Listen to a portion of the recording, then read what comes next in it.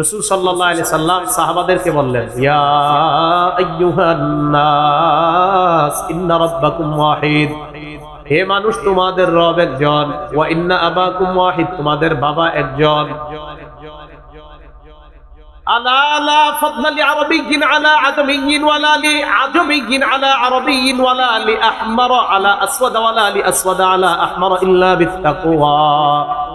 নবীজি বলে, শোনো, কোন আরবের উপর অনারব, কোন অনারবের উপর আরবের শ্রেষ্ঠত্ব নাই, কালোর উপর লালের শ্রেষ্ঠত্ব নাই, লালের উপর কালোর শ্রেষ্ঠত্ব নাই, ইল্লা বিত্তাকওয়া, যার মাঝে তাকওয়া বেশি হবে সে আরবি হোক অনারবি হোক আল্লাহর কাছে শ্রেষ্ঠ হয়ে যায়। এরপর নবী বলেন, ইন্না আকরামাকুম ইনদাল্লাহি আতকাকুম, নিশ্চয়ই তোমাদের মাঝে আল্লাহর কাছে সবচেয়ে সম্মানিত ওই ব্যক্তি, যেই ব্যক্তি সবচেয়ে আল্লাহকে বেশি ভয় করে। এগুলা বলার পর নবী বললেন, শোনো তোমরা, আল বাল্লাগতু, আমি কি আমার রবের দায়িত্ব তোমাদের কাছে পৌঁছে দিয়েছি কিনা? সাহাবারা সবাই বললেন, ইয়া রাসূলুল্লাহ, আপনি আপনার দায়িত্ব সঠিকভাবে পৌঁছে দিয়েছেন। নবী বলেন, ফালইউবাল্লিগিশ শাহিদু মিনকুমুল গায়ব, তাহলে শোনো তোমরা, এখানে যারা তোমরা উপস্থিত আছো তোমাদের কাজ হলো অনুপস্থিত যারা তাদের কাছে আমার দাওয়াত পৌঁছায়া দেওয়া। যিনি ওয়াজ করেন, যিনি কল্যাণের আহ্বান করেন, তাদের ফলাফল সম্পর্কে আমরা আলোচনা করছিলাম। 1 নাম্বার, তারা সফল। 2 নাম্বার, তাদের কথা শ্রেষ্ঠ কথা। 3 নাম্বার, ওই ব্যক্তি যিনি দাওয়াত দিবেন তার আহ্বানে যারা সাড়া দিবেন তাদের সমপরিমাণ সওয়াব দাঈকে, আহ্বানকারীকে, দাঈর আমল নামায় আল্লাহ দান করবেন। 4 নাম্বার, আমাদের ঠিক আছে ভাই, এবার আমরা চুপ থাকি মেহেরবানি করে। আমার চেহারা না দেখলে আলোচনা কথা তো শুনতেছেন, প্লাস কথাগুলো শুনেন মন দিয়ে। 4 নাম্বার, বুখারী শরীফের হাদিস শোনাইতেছিলাম, রাসূল সাল্লাল্লাহু আলাইহি সাল্লাম বলেন, লা উতিয়ান্না হাযিহির রায়াতা গাদান ইফতাহুল্লাহু আলা ইয়াদাইহি, আগামীকাল এমন এক ব্যক্তির হাতে আমি পতাকা দিব যার হাতে আল্লাহ খায়বারের বিজয় দান করবেন। এই কথা বলার পর সাহাবারা সবার মাঝে আলোচনা শুরু হয়ে গেছে, মনে হয় আমারে দিব, মনে হয় আমারে। সবার মাঝে এক জল্পনা। হাদিসের ভাষাটা শোনেন,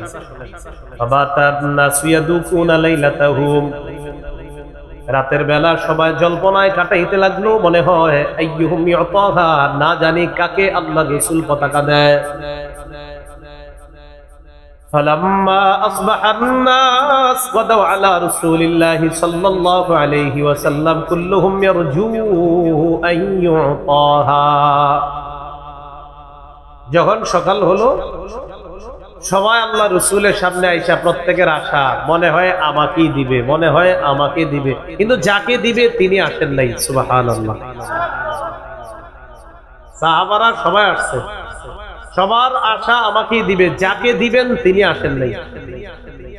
নবীজি এমন করে فقال رسول الله صلى الله عليه وسلم أين علي بن أبي طالب رضي الله تعالى عنه, নবীজি সাহাবাদের দিকে তাকিয়ে বললেন, আলী ইবনে আবি তালেব কোথায়? সুবহানাল্লাহ। কিলা হুয়া ইশতাকি আইনাইহি ইয়া রাসূলুল্লাহ, আলীর চোখের মধ্যে সমস্যা হয়েছে ইয়া রাসূলুল্লাহ, চোখের রোগের কারণে আলী আসতে পারে নাই। ফারসালু ইলাইহি, আল্লাহর নবী তার কাছে লোক পাঠাইলেন। ফাউতিয়া বিহি, হযরতে আলীকে আল্লাহ নবীর কাছে নিয়ে আসা হয়। ফাবাসাতা রাসূলুল্লাহ সাল্লাল্লাহু আলাইহি ওয়াসাল্লাম ফি আইনাইহি, আলীকে আল্লাহ নবীর কাছে আনার পর আল্লাহ নবী হযরত আলীর 2 চোখের মধ্যে থুতু মুবারক লাগায়া দেয়। ওয়া দাআ লাহু, আলীর জন্য নবী দোয়া করলেন। দোয়া করার পর ফাবারা হাত্তা লাম ইয়াকুন বিহি ওয়াজাউন, নবীজি যেই মাত্র থুতু মুবারক লাগাইলেন আর দোয়া করলেন, সাথে সাথে হযরতে আলীর চোখ এমন ভাবে ভালো হয়ে যায়, মনে হয় জীবনের চোখে কোনোদিনও সমস্যা হয় নাই। ফাআতাহুর রায়া, নবীজি হযরত আলীকে পতাকা দিলেন। পতাকা দেওয়ার পর হযরত আলী বললেন, ইয়া রাসূলুল্লাহ, উকাতিলুহুম হাত্তা ইয়াকুনু মিসলানা, ইয়া রাসূলুল্লাহ, তারা আমাদের মতো মুসলমান না হওয়া পর্যন্ত তাদের সাথে লড়াই করব। নবীজি হযরত আলীকে বললেন, আলী, তাদের কাছে তুমি স্বাভাবিক অবস্থায় যাও। উনফুজ আলা রিসলিকা হাত্তা তাতিয়া বিসাহাতিহিম তানজিলা বিসাহাতিহিম। উনফুজ আলা রিসলিকা হাত্তা তানজিলা বিসাহাতিহিম। আলী, তুমি তোমার বর্তমান স্বাভাবিক অবস্থায় তাদের কাছে যাও। সুম্মা দুহুম ইলাল ইসলাম, এরপর তাদেরকে ইসলামের দাওয়াত দিবা। ওয়া আখবিরহুম বিমা ইয়াজিবু আলাইহিম মিন হাক্কিল্লাহ, আল্লাহ তাদের উপর যে হক অবধারিত করে দিয়েছেন এই হকের ব্যাপারে তাদেরকে জানাইবা। হাদিসের শেষে বলে আলী, লা ইয়াহদিয়াল্লাহু বিকা রাজুলান ওয়াহিদা খায়রুন লাকা মিন আইয়াকুনা হুমুরুন নাআম। নবীজি সাল্লাল্লাহু আলাইহি সাল্লাম বলেন, আলী, লা ইয়াহদিয়াল্লাহু বিকা রাজুলান ওয়াহিদান খায়রুন লাকা মিন আইয়াকুনা। আলী, একজন মানুষকে আল্লাহ তোমার মাধ্যমে হেদায়েত দেওয়া, খায়রুন লাকা, এটা তোমার জন্য উত্তম। তোমার জন্য আরবের লাল ওট তোমার মালিকানায় আসার চাইতে একটা মানুষ তোমার দ্বারা আল্লাহ হেদায়েত দান করবে, এটা 1000 গুণ বেশি উত্তম। এই হলো কোন দায়ীর মাধ্যমে যদি আল্লাহ কাউকে হেদায়েত দান করে, এই চতুর্থ পুরস্কার। এবার আসলে একজন দায়ীর গুণাবলী, যিনি দাওয়াত দিবে তার কি কি গুণাবলী থাকা দরকার। 1 নাম্বার, আল ইখলাসু ফিদ দাওয়া। যিনি দাওয়াত দিবেন তার মাঝে ইখলাস থাকতে হবে। বলেন, কি থাকতে হবে? সূরা জুমার 11 নাম্বার আয়াতে আল্লাহ বলেন, কুল ইন্নী উমিরতু আন আ'বুদাল্লাহা মুখলিসান লাহুদ-দ্বীন। নবী, আপনি বলেন, আমাকে আদেশ করা হয়েছে আমি যেন একনিষ্ঠভাবে আল্লাহর ইবাদত করি। দাওয়াত দেওয়া এটা অনেক বড় একটা ইবাদত। এই ইবাদতের মধ্যে একনিষ্ঠতা থাকা দরকার আছে না নাই? যিনি দাওয়াত দিবে তার মাঝে ইখলাস থাকতে হবে। আপনার দাওয়াতকে গ্রহণ করুক আর না করুক এটা দেখা বিষয় না। আপনি ইখলাসের সাথে বলে যাওয়া, দাওয়াত দিয়ে যাওয়া, দাওয়াত গ্রহণ করবে না না করবে এটা আল্লাহ জানেন, আপনি দাওয়াত দিবেন। তাহলে আমার সাথে একটু বলেন তো সবাই, 1 নাম্বার কি? ইখলাস। যিনি দাওয়াত দিবে তার গুণ হবে 1 নাম্বার কি? ইখলাস। 2 নাম্বার, যিনি দাওয়াত দিবে তিনি এই বিশ্বাস করবে যে আমি মুহাম্মদ সাল্লাল্লাহু আলাইহি ওয়াসাল্লামের পক্ষ থেকে নবীজি যেই দাওয়াতি কার্যক্রম নিয়ে দুনিয়াতে এসেছেন, নবীজির পরে আর নবী নাই, নবীর ওই দাওয়াতি কাজ এখন আমাকে করতে হবে। প্রত্যেকে এটা মনে করা, নবীজির পরে আর কোন নবী আছে? এটা আমাদের করতে হবে। রাসূল সাল্লাল্লাহু আলাইহি সাল্লাম সাহাবাদেরকে বললেন, ইয়া আইয়ুহান নাস ইন্না রাব্বাকুম ওয়াহিদ। হে মানুষ, তোমাদের রব একজন। ওয়া ইন্না আবাকুম ওয়াহিদ, তোমাদের বাবা একজন। আলা লা ফাদলা লিআরাবিয়্যিন আলা আজমিয়্যিন ওয়ালা লিআজমিয়্যিন আলা আরাবিয়্যিন ওয়ালা লিআহমারা আলা আসওয়াদ ওয়ালা লিআসওয়াদা আলা আহমারা ইল্লা বিত্তাকওয়া। নবীজি বলে, শোনো, কোন আরবের উপর অনারব, কোন অনারবের উপর আরবের শ্রেষ্ঠত্ব নাই। কালোর উপর লালের শ্রেষ্ঠত্ব নাই, লালের উপর কালোর শ্রেষ্ঠত্ব নাই, ইল্লা বিত্তাকওয়া। যার মাঝে তাকওয়া বেশি হবে সে আরবি হোক অনারবি হোক আল্লাহর কাছে শ্রেষ্ঠ হয়ে যায়। এরপর নবী বলেন, ইন্না আকরামাকুম ইনদাল্লাহি আতকাকুম। নিশ্চয়ই তোমাদের মাঝে আল্লাহর কাছে সবচেয়ে সম্মানিত ওই ব্যক্তি যেই ব্যক্তি সবচেয়ে আল্লাহকে বেশি ভয় করে। এগুলা বলার পর নবী বললেন, শোনো তোমরা, আল বাল্লাগতু, আমি কি আমার রবের দায়িত্ব তোমাদের কাছে পৌঁছে দিয়েছি কিনা? সাহাবারা সবাই বললেন, ইয়া রাসূলুল্লাহ, আপনি আপনার দায়িত্ব সঠিকভাবে পৌঁছে দিয়েছেন। নবী বলেন, ফালইউবাল্লিগিশ শাহিদু মিনকুমুল গায়ব। তাহলে শোনো, তোমরা এখানে যারা তোমরা উপস্থিত আছো, তোমাদের কাজ হলো অনুপস্থিত যারা তাদের কাছে আমার দাওয়াত পৌঁছায়া দেওয়া।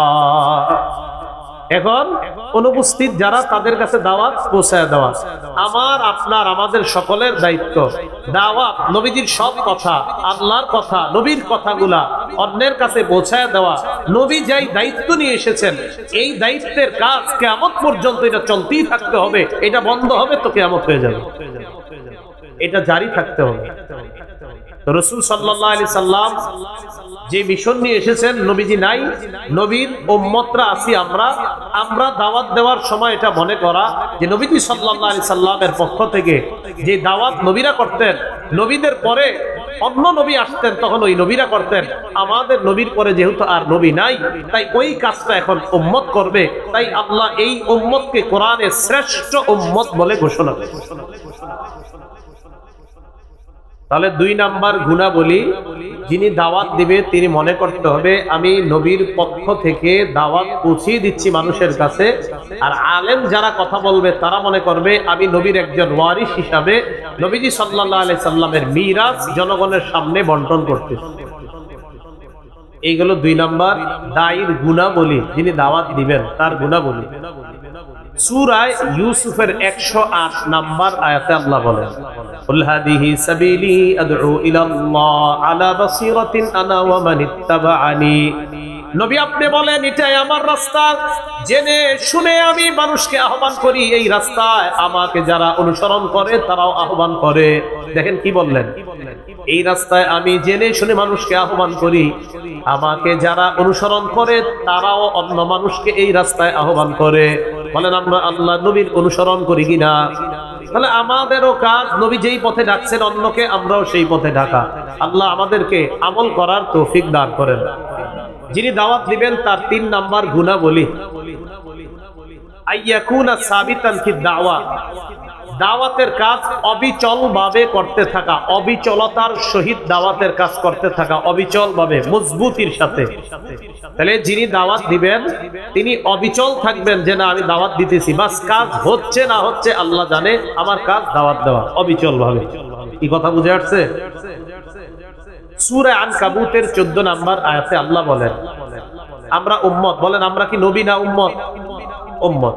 একজন নবীর ব্যাপারে আল্লাহ কি বলে দেখেন, সূরা আনকাবুতের 14 নাম্বার আয়াত, ওয়ালাকাদ আরসালনা নূহান ইলা কওমিহি ফালাবিসা ফীহিম আলফা সানাতিন ইল্লা 50 আমা। আমি নূহ নবীকে তার সম্প্রদায়ের মাঝে প্রেরণ করলাম, তিনি তাদেরকে 50 বছর কম 950 বছর তাদেরকে দাওয়াত দিলেন। মানে 50 বছর কম 1000 মানে 950, 50 বছর কম 1000 মানে 950। কয়শো? কিছু মানুষ মুসলমান হয়েছে, সামান্য কিছু মানুষ এই 950 বছর দাওয়াত দেয়, দাওয়াত দেয়, দাওয়াত দেয়, দাওয়াত দিতেই থাকে, তেমন মুসলমান হয় না। কিন্তু নবী তার দাওয়াতের কাজ বন্ধ করেছে নাকি চালিয়েছেন? তো নবী যদি ওনার দাওয়াতের কাজে উনি অটল থাকতে পারেন, 950 বছরে তাফসীর কারকত 100 নিচে লেখছে, 40, 42, 80, 82 লেখছেন। তো 100 নিচে 950 বছর দাওয়াত দিলেন, এরপরেও দাওয়াত থেকে পিছপা হন নাই। কারণ দাওয়াত তো উনি আল্লাহর জন্য দেয়, দাওয়াত গ্রহণ করবে না না করবে এটা আল্লাহ জানে। আমার আপনার কাজ দাওয়াত দিয়ে যাওয়া। তো নূহ আলাইহিস সালাম কয় বছর দাওয়াত দিয়েছে? 950 বছর। এবার রাসূল সাল্লাল্লাহু আলাইহি সাল্লাম কেমন অবিচলতার সাথে দাওয়াত দিয়েছে একটু শুনেন। সহিহ বুখারীর 240 নাম্বার হাদিসের বর্ণনা, আব্দুল্লাহ ইবনে মাসউদ রাদিয়াল্লাহু তাআলা আনহু বলেন, আন্না নবী সাল্লাল্লাহু আলাইহি ওয়াসাল্লাম কানা ইউসাল্লি ইনদাল বাইত। নবীজি সাল্লাল্লাহু আলাইহি ওয়াসাল্লাম কাবা ঘরের সামনে নামাজ আদায় করতেছিলেন। ওয়া আবু জাহল ওয়া আসহাবুল লাহু জুলুস, আবু জাহেল আর তার সাঙ্গপাঙ্গরা কাবা চত্বরে বসা।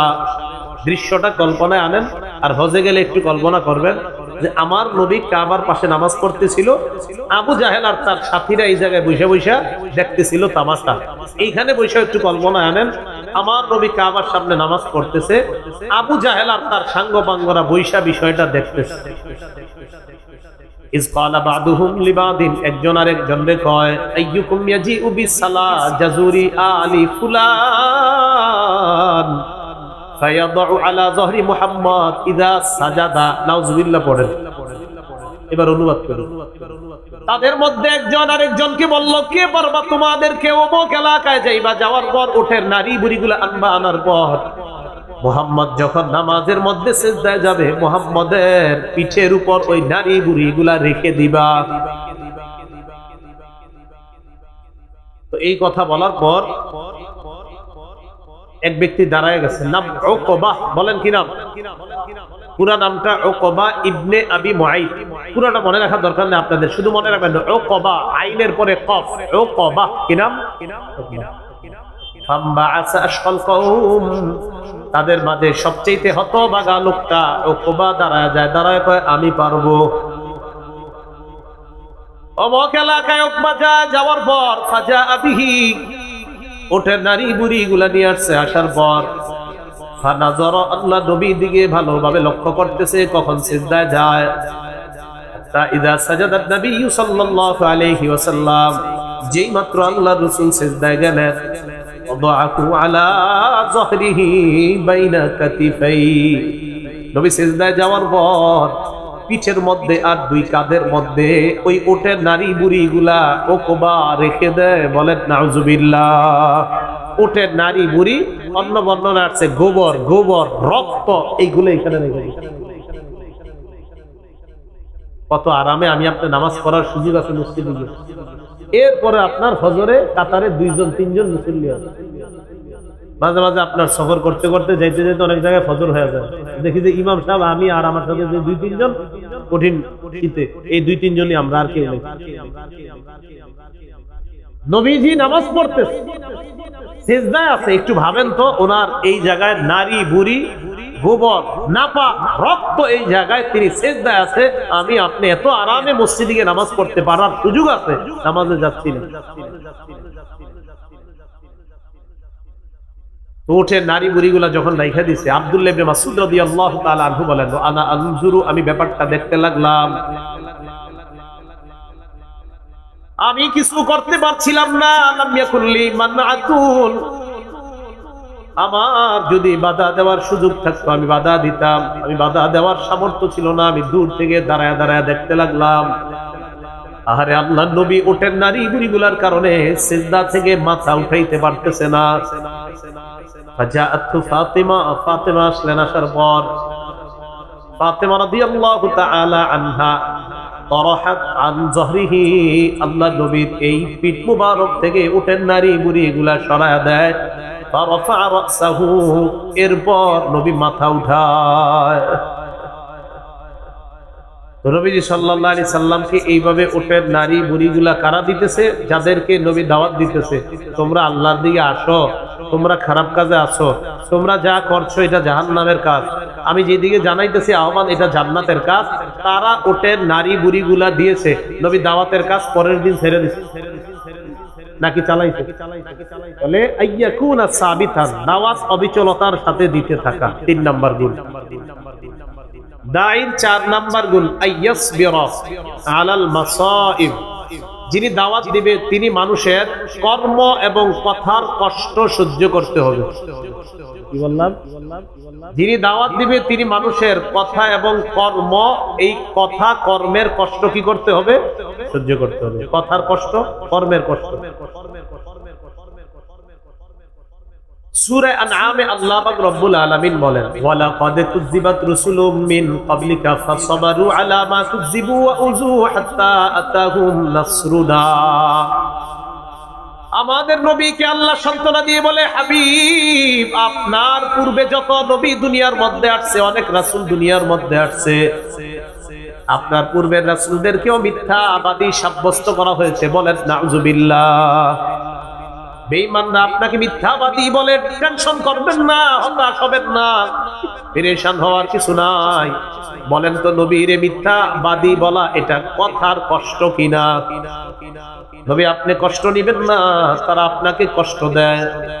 আপনার পূর্বে রাসূল যারা আসছে তারাও কষ্ট সহ্য করেছে। ওয়া উযু, তাদেরকেও কষ্ট দেওয়া হয়েছে। ফাসবারু আলা মা কুযিবু ওয়া উযু, আগের নবীরা ধৈর্য ধারণ করেছে, মিথ্যাবাদী বলার পরেও তারা ধৈর্য ধারণ করেছে, ওয়া উযু, তাদেরকে কষ্ট দেওয়া হয়েছে, তারা ধৈর্য ধারণ করেছে। হাত্তা আতাহুম নাসরুনা, এক পর্যায়ে আমি আল্লাহর সাহায্য আসছে। লা মুবাদদিলা লিকালিমাতিল্লাহ, আল্লাহর কথা পরিবর্তনকারী কেউ নাই।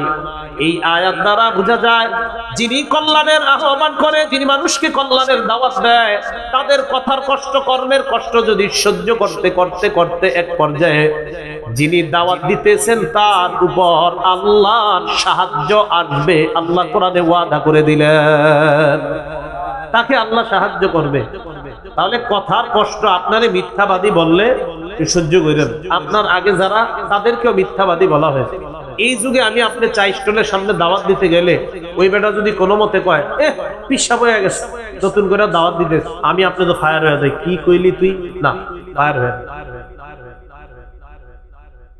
আজকে বলছে আমার আপনারে খারাপ কথা, কালকে আবার দাওয়াত দিব, কালকে আরেকটা বলবে, পরশু আবার দিব, তখন বলবে ওই এত কয়, ঠিক আছে যাই আজকে দেখি। একদিন খালি যদি যাই আজকে দেখি বইলা মসজিদে আনতে পারেন, মনে করেন ইনশাআল্লাহ আল্লাহ পথ ধরায়া দিছে, এরপর এসেই যাবে। তাহলে কথার কষ্ট, কর্মের কষ্ট সহ্য করার ক্ষমতা যিনি ওয়াজ করবেন, যিনি দায়ী, এটা তাদের থাকতে হবে। যিনি কল্যাণের আহ্বান করবেন, এটা তাদের মাঝে থাকতে হবে। এটা 4 নাম্বার।